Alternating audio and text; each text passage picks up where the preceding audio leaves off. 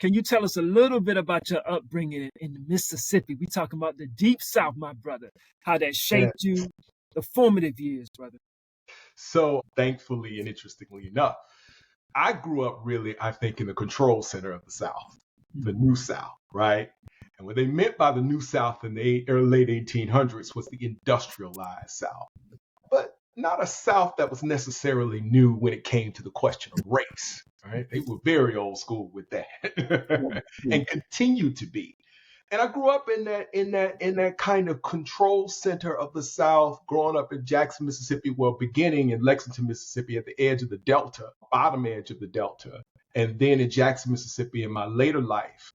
And, as I tell people all the time, there wasn't really that big of a difference between how I grew up and where I've seen other people from other places that have experiences. I mean, race is national and it's international, right? Racism in the United States is national. It crosses the Mason-Dixon line. I saw a lot of that when I was living in Providence. So that wasn't what was necessarily different.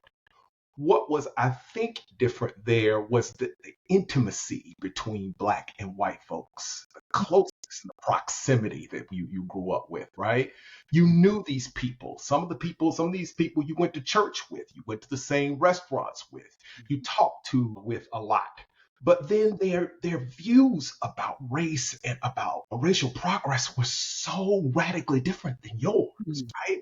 I can remember my father talking about the prospects for Jesse Jackson and the Democrats in the 80s, and talking about how it was important to continue with this project of racial progress, but that Ronald Reagan was coming down to Philadelphia in the 80s and stepping his foot on sacred ground in Philadelphia, Mississippi, and giving these white people a pass to go back to their states' rights mentality.